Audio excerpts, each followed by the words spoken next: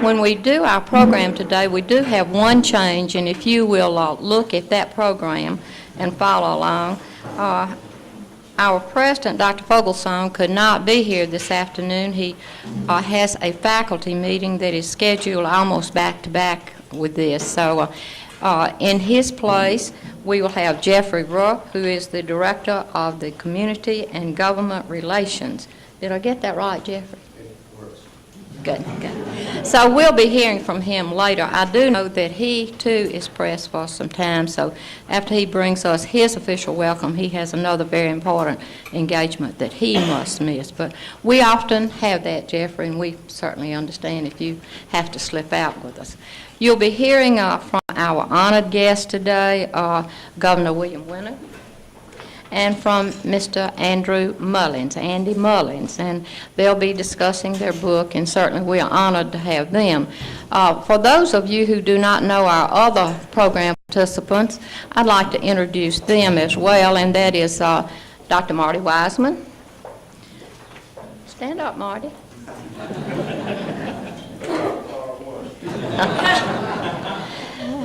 He is the director of our Stennis government.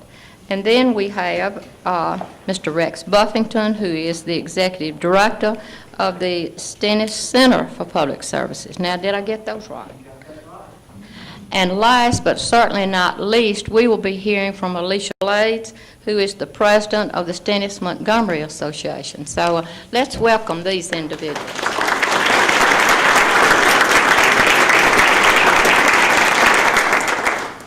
As I indicated earlier, we will be following our program. We will not have any introductions, so that there'll be the continuity that we feel like that we need for you to really enjoy the program. So we will now hear from Jeffrey Rupp. Good afternoon. Dr. Fogelsong is sorry he can't attend, and I apologize to Mr. Mullins earlier. The reason I have to leave has nothing to do with the fact that he is from Ole Miss, so we're okay on that. The truth is, it is my daughter's second birthday party, and I promised I would be there, and there I will be. So if any of you would like cake after this, the second grade at the Child Development Center. We are pleased to have these two distinguished gentlemen on our campus. Mr. Mullins, even though you're from that other institution up the road, we recognize all that you have done for our educational institutions and appreciate that effort. In fact, it's only fitting that we have both of these gentlemen here at this great library when we talk about education. And Governor Whitten, I have followed you since my days in television, and I admire your courage in tackling important controversial issues that define our state, the state flag being one and education being the other. And we certainly wouldn't be where we are today on the educational front without the efforts of these two distinguished gentlemen. So we are definitely pleased to have them on our campus, and welcome from Mississippi State University. And now it's off to meet Elmo. Excuse me.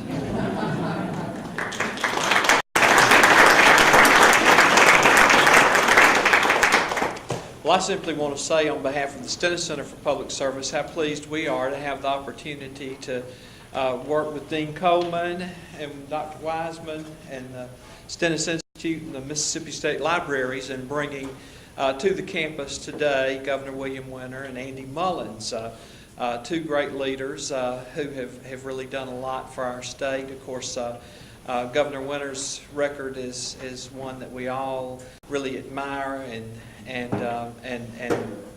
we're so proud that of what he has accomplished, and that the people of Mississippi were so wise to elect him as our governor, and that he has established not only a great record when he was in public office, but that he has also done so much since the time that he has left public office. It's really incredible just to see the leadership that he has provided everywhere he has gone, and we are so thankful too to Andy for his foresight and for his determination and hard work in putting this book together and pulling together all of those wonderful and wise sayings that are now a resource not only for us, but will be a great resource for generations to come and it will be very important for future generations of Mississippians to know that we had a man like William Winter who did so much for our state and has enabled them to have the kind of life that they have today. You know, last week I was actually in the Capitol in the early part of the week, and a lot going on there in the United States Capitol in Washington. And as I was walking through the halls, and of course a lot going on with the vast changes in Congress that have occurred in recent days, and I was actually with a group of young men and women in uniform, and that was the first time that they've had an opportunity to see the building and to actually get a sense of what all goes on there. And it always is wonderful when you have a chance to be with people who haven't been before, because I think it opens our eyes to see things anew in many ways, but especially those terrific young men and women who give so much to our country through their service in the military. But as I was trying to explain things to them and to try to help them to really sort of see the process of government, I finally said to them, I said, you know, the great thing about our country is that even though everything is not perfect, everything is possible. That even though we're not where we would like to be, we have a lot of problems, we have many crises, we have a lot of things that need to be dealt with, they're all possible, and we can address those issues, and we can make a difference, and we can really make an impact, because in America the people govern. And it occurs to me today, as I think about Governor Winter and his great service to our state and to our nation, that indeed that is the greatest thing about our country. It's not perfect, it never has been, and probably never will be, but we can continue to work together to make it better, and everything is possible as long as we put people like William Winter in positions of leadership to help us to get where we need to be. So I am so grateful and thankful that he's here today, for especially our students to have an opportunity to get to know him and to understand his example and all of his contributions. I just think about how, you know, all of our students here at Mississippi State today, if you grew up in Mississippi, you had an opportunity to go to public kindergarten.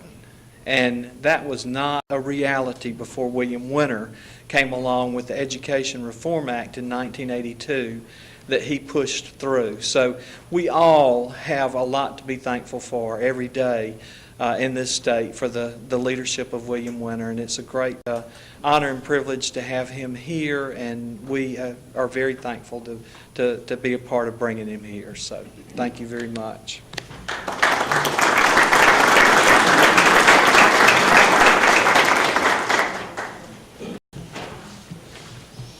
I too want to express my appreciation for being able to work with my good friend Rex Buffington of the Stennis Center and Dean Francis Coleman of the Libraries and Alicia Blades, the president of the Stennis Montgomery Association, to bring about this momentous occasion.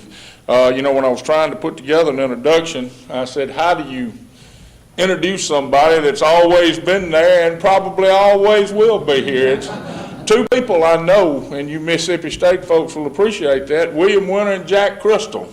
I don't want to think about politics in Mississippi without William Winter, and I don't want to think about Mississippi State football or basketball without Jack Crystal.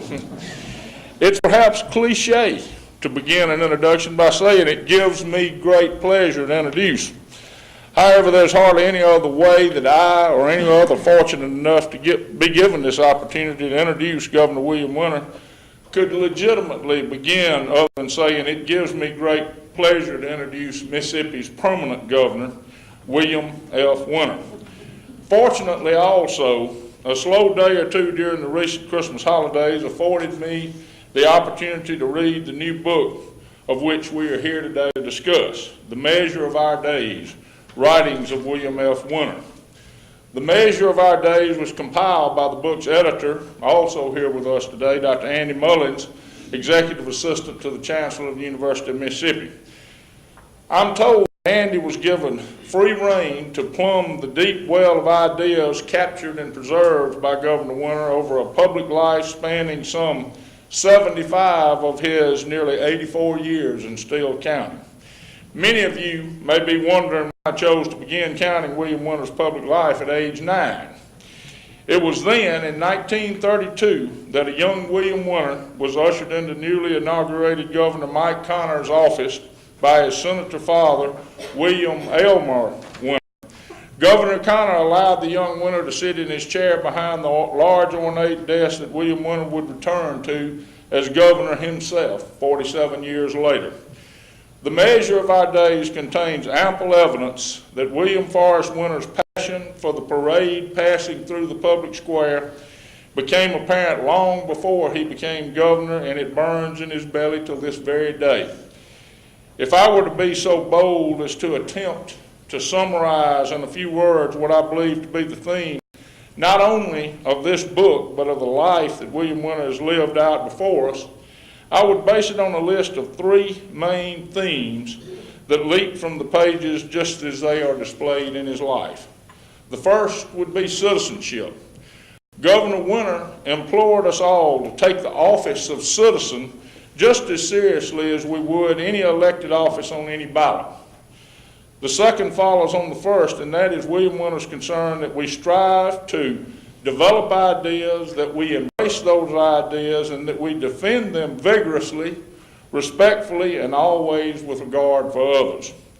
Governor Winter's lifelong emphasis on public education is indicative of his desire that each and every one of us acquire the knowledge necessary to express ourselves and to enable all, regardless of their station in life, to engage in meaningful public discourse.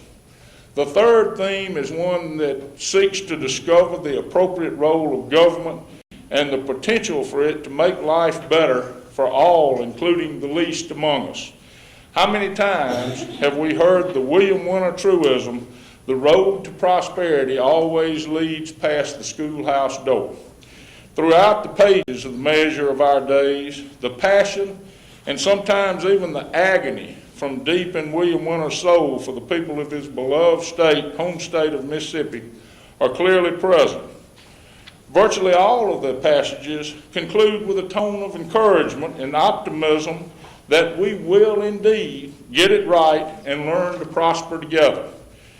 Editor Andy Mullins has done a masterful job of disabusing us of any notion that William Winter's seemingly prophetic musings were ever formulated based on hindsight. He chooses subjects and then samplings of writings that address those subjects across the decades.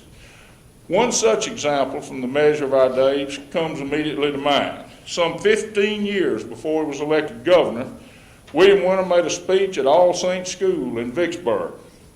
The year was 1963, and Mississippi was still embroiled in the struggle of many of our citizens for the civil rights that others of us had long possessed. The landmark Civil Rights Act was still a year away from passage, and the Voting Rights Act would not be passed until 1965. With this as a backdrop, William Winter stated, "This is no time to be drinking from the wells of bitterness and recrimination. The political leader who can successfully turn his people from a preoccupation with the race issue and all of the supercharged emotions of anxiety, fear, and hate which the issue suggests will, in my opinion, have served well the cause of Southern statesmanship and helped to put his region on the road to a happier and better day." Governor Winter, you have long served the cause of statesmanship to the nation, to the South, and most of all to your home state of Mississippi. And Dr. Mullins, you've done a masterful job of capturing the essences of that statesmanship. We're glad to have you both here today.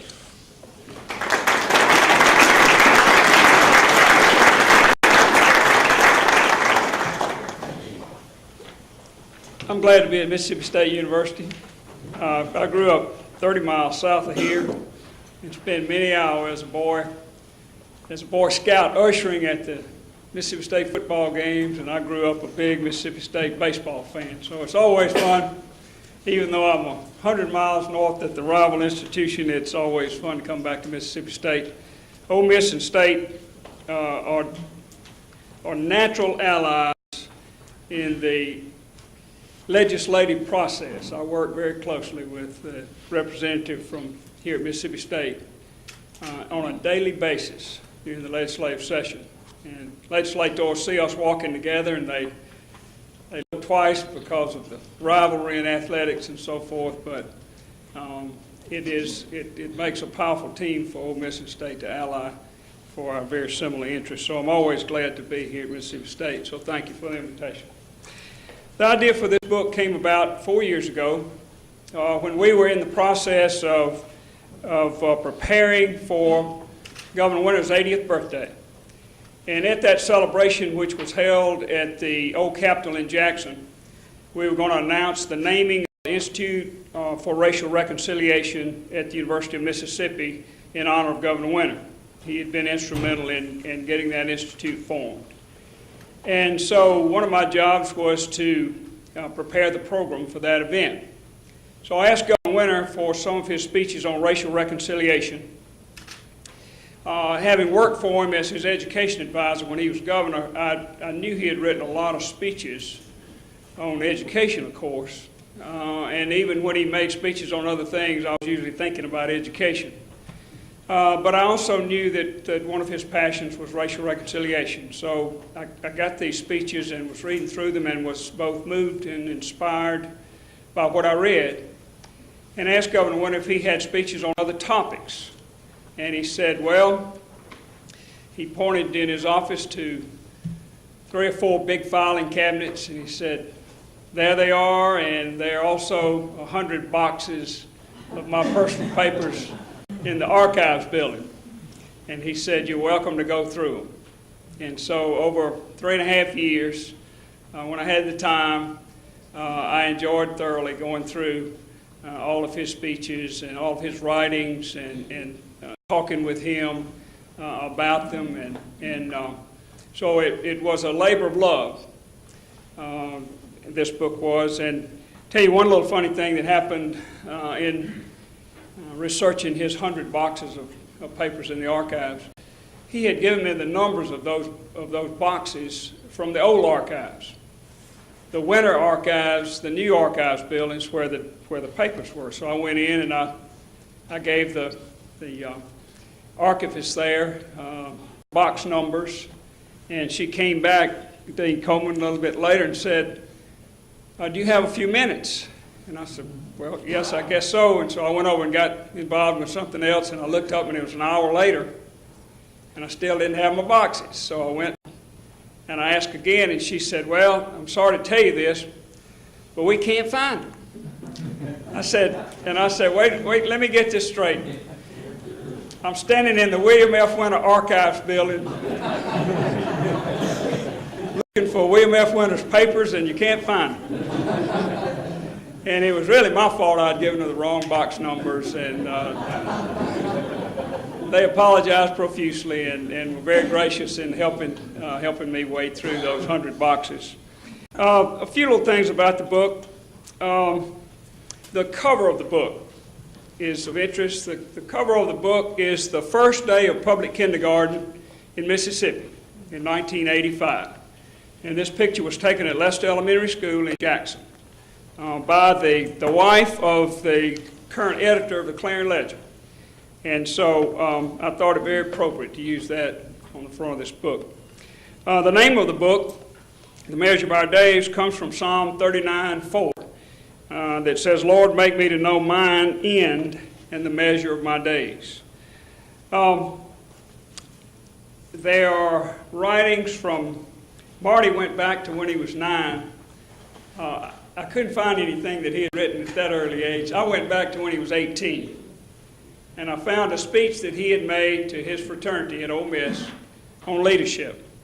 And so there are quotes in here from 1941 to 2006, just last year. There are 59 different topics. I had no idea, and those of us who worked for Winter had no idea that he had written on so many different topics We knew he was smart, but I never realized the depth and the breadth of his intellect until I started doing research for this book. 59 different topics, and I arranged them in chronological order under each topic so that you could see, as you read, how he changed on a particular issue or didn't change. And some of the early speeches he made in the 60s are just remarkable. A couple other things. There are a couple of speeches in here that I think you could describe Dr. Marzalek as Lincoln-esque or Lincolnian. One of my favorite books is A Team of Rivals by the historian Doris Kearns Goodwin, in which she talks about Lincoln's amazing command of the English language. And there are a couple of speeches in here, one in defense of the practical politician that Governor Winter gave in 1962 at Center College, and the other one he gave at Davidson on what it means to hold the most important office that you can hold, and that's the office of citizen, that I really think can be compared to some of the great speeches that Lincoln made. A good bit on education, as you can imagine, but not as much as you would expect. But there are speeches in here that I would recommend to you. It's a kind of book that you can pick up and just open it up, and wherever the page falls, you can start reading. So if you would allow me, and one other thing, the proceeds from the sale of the book go to the William Winter Institute for Racial Reconciliation. And I'll close by reading a couple of paragraphs from the introduction as I introduce Governor Winter. Throughout his writings, consistent themes emerge: his commitment to a workable social contract, his belief in the value of every citizen, and his deep and abiding love for Mississippi. He is greatly loved and respected by many citizens of this state and region. He is liked and he is disliked and reviled by some as well, primarily because of his long-term advocacy for racial reconciliation and for progressive public education and all of the controversy associated with those two volatile issues. He has never shied away from controversy, regardless of its effects on the opinions his fellow Mississippians might have of him. Many of the topics covered in this publication will attest to that fact. However, he has no rancor in his heart whatsoever for those who have vehemently disagreed with his beliefs through the years. He treats everyone with respect and has always given differing opinions a respectable hearing.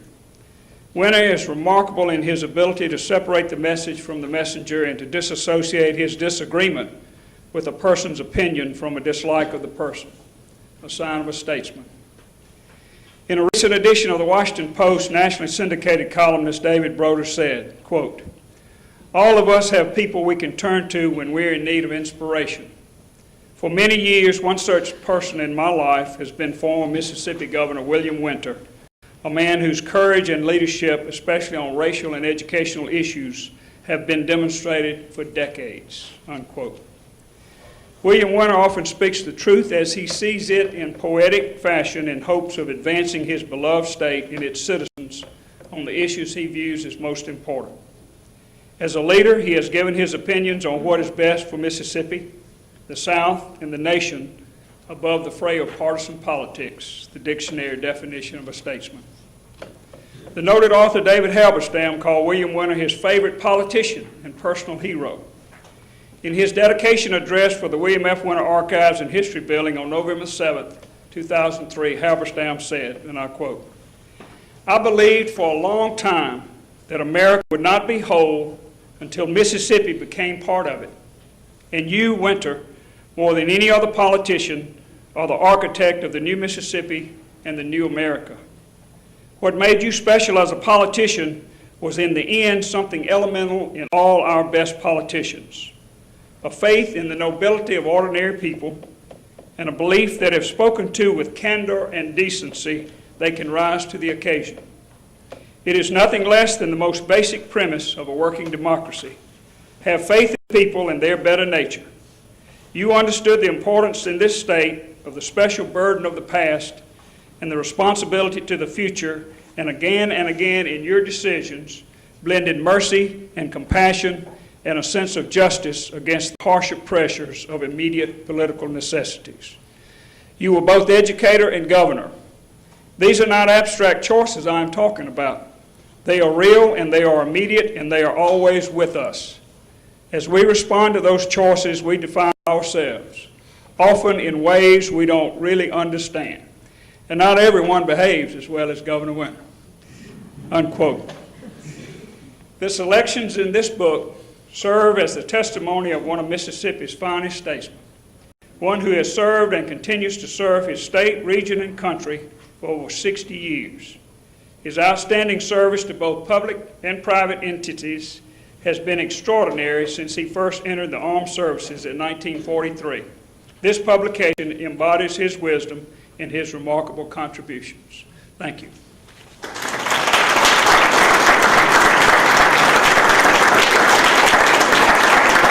Thank you very much. Thank you, Andy and Marty. Your kind words make me look a lot better than I deserve to look.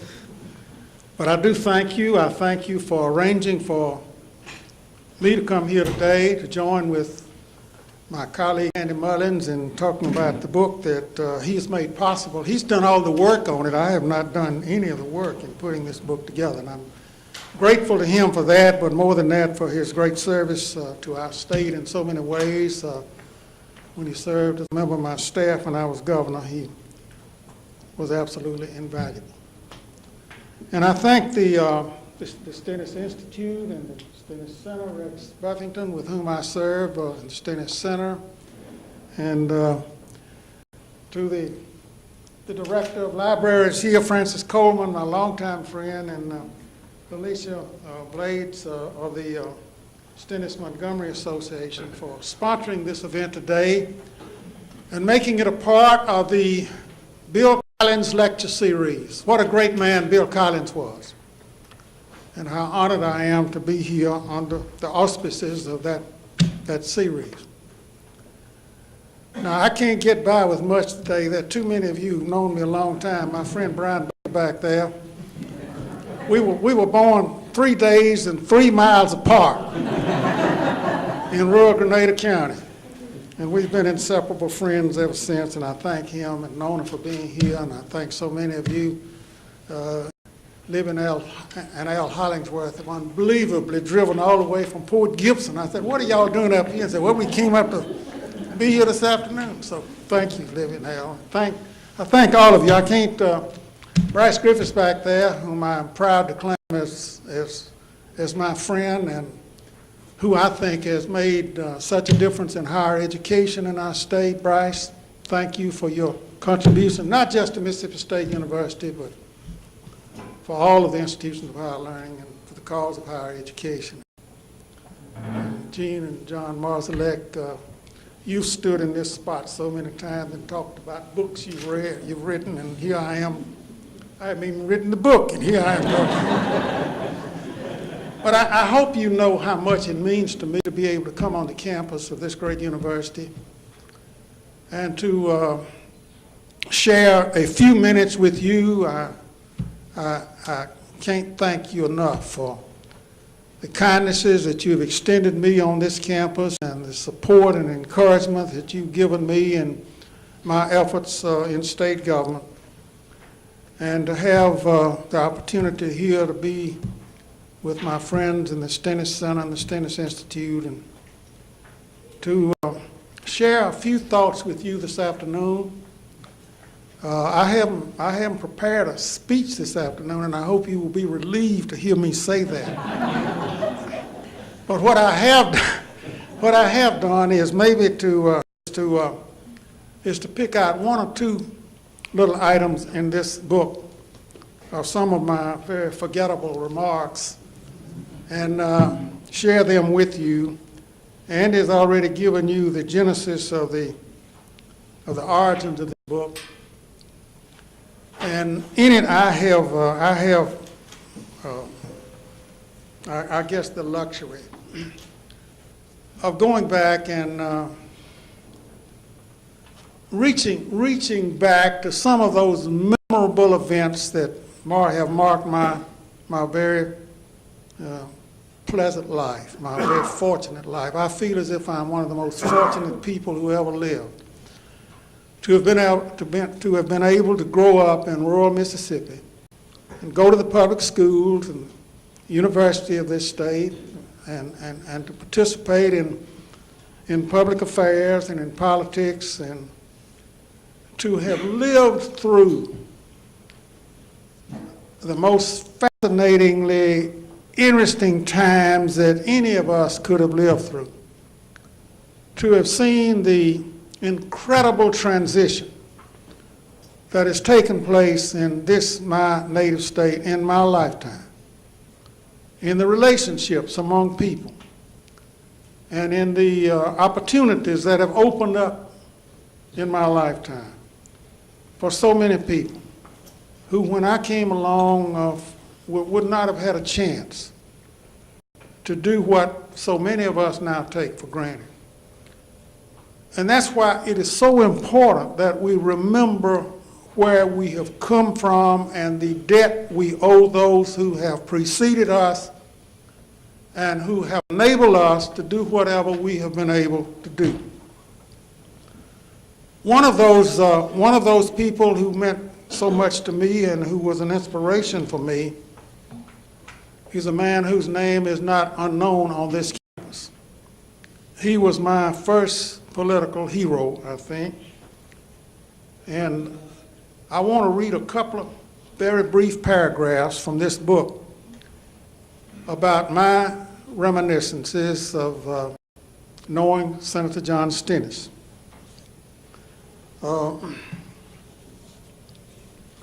I write here about having attended a term of circuit court in my hometown of Grenada in the summer of 1947. I had just completed my first year of law school at Ole Miss, and I was back home that summer, and I went to the courtroom just to see how real lawyers conducted themselves. And there, presiding in that courtroom, was a man that I had heard about but had never met.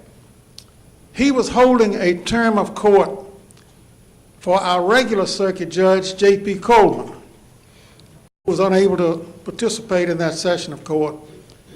And Judge John Stennis, circuit judge from this circuit court district, who then lived in DeKalb, was holding the term of court.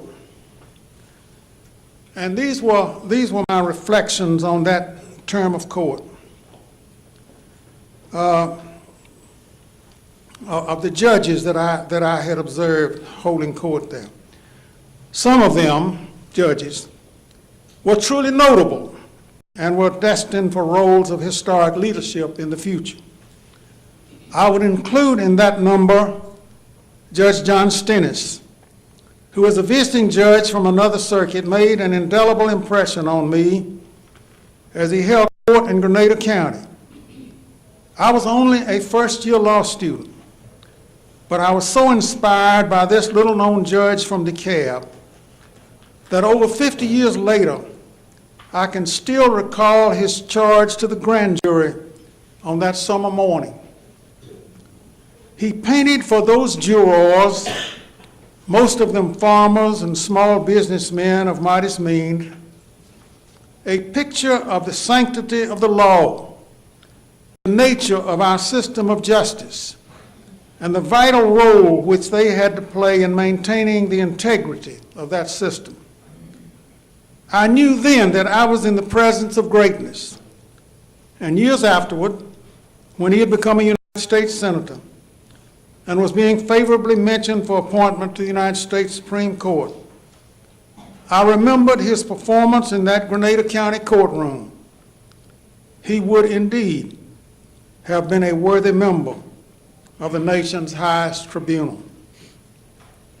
And then I wrote later this short reflection on him. The qualities that have set him apart throughout his remarkable career as a state legislator, district attorney, circuit judge, and senator have been his unquestioned integrity, his superior intellect, his fantastic capacity for work, and his total dedication to the public interest. His unshakable faith in this country and its political system has remained incredibly free of personal self-interest and cynicism. Even as he was bringing reason and conciliation and common sense to the solution of many of our grave national problems, he never forgot his responsibility to be the spokesman and indeed the servant of that vast number of people who have no effective voice except their solitary individual vote. I had the privilege of working with him after he was elected to the Senate as his legislative assistant. And I shall always be grateful to him for what he did for me. All of us have heroes. He was one of mine. And then there's another hero that I want to mention that has had special meaning in my life.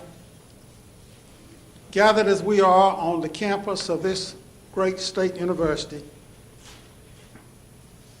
Dean Calvert.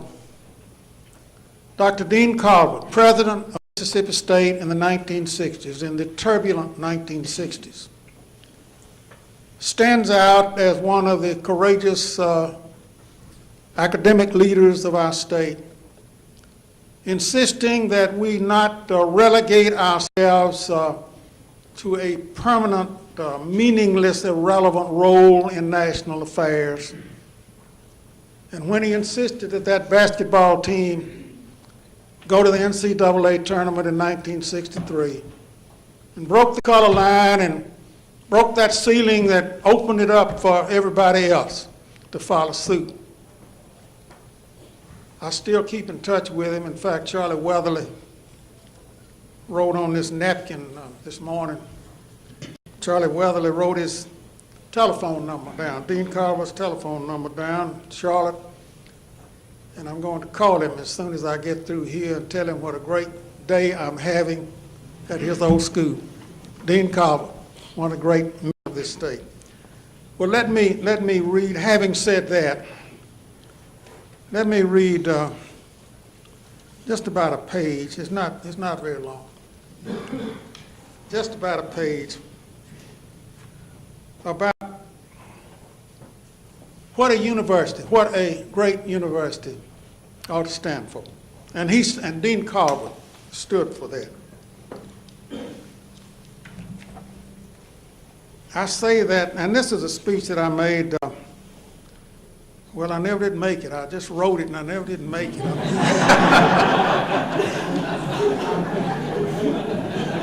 I didn't think I could get by with it at the time. Let me make it here. In the final analysis, what we must be ultimately measured by goes to the very reason for the existence of a university. The element that I believe separates the really great universities from the others is the degree to which a university is committed to the defense of its institutional independence and integrity, and in its commitment to the pursuit of honest intellectual inquiry. This can be an incredibly harsh and demanding measure of judgment. It goes without saying that it frequently requires great courage.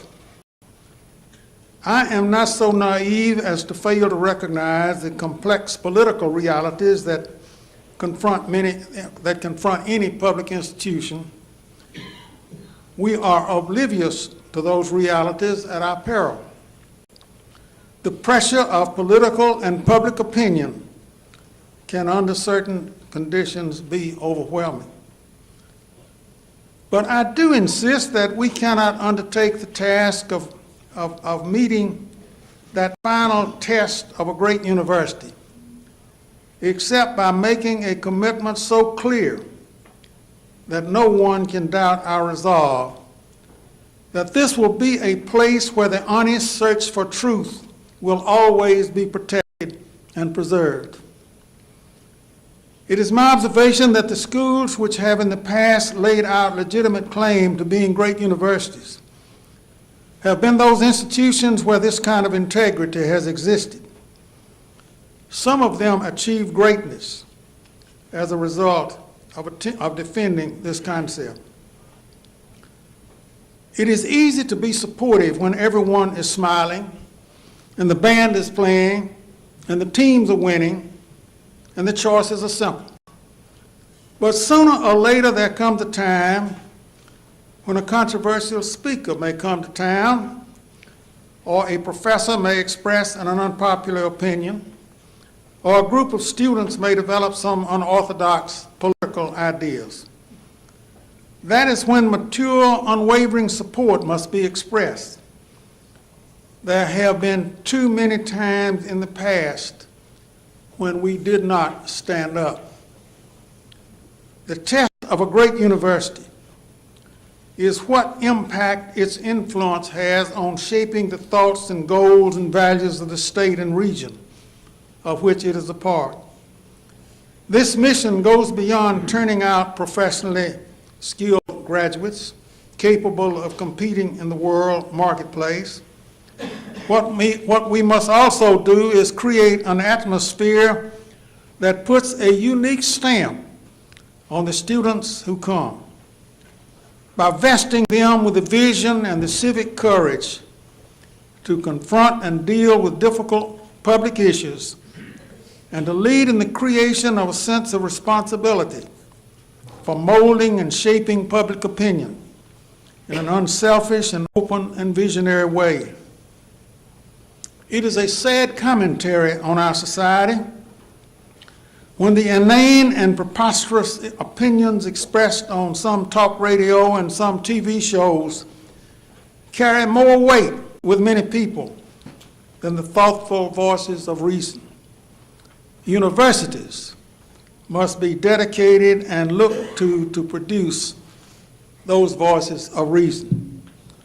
Let me thank you for maintaining those standards of a great university here at Mississippi State. Let me thank you for letting Andy and me come here today and share your hospitality and express our appreciation for your friendship and the great service you're rendering the people of Mississippi. Thank you very much.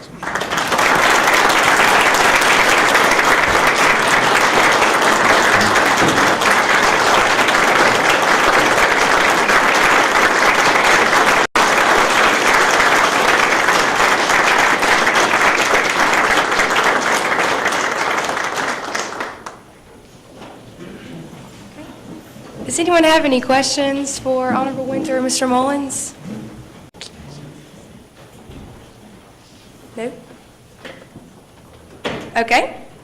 Well, I'd just like to thank you all for coming and participating in today's speaker series, and have a little gift for you all on behalf of the sponsors.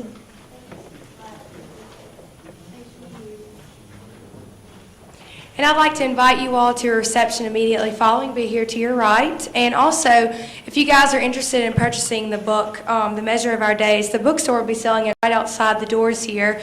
And if you'd like to get it autographed, they'll be staying afterwards to sign it for you guys. Thanks again for coming, and we hope to see you all in the future. Thank you.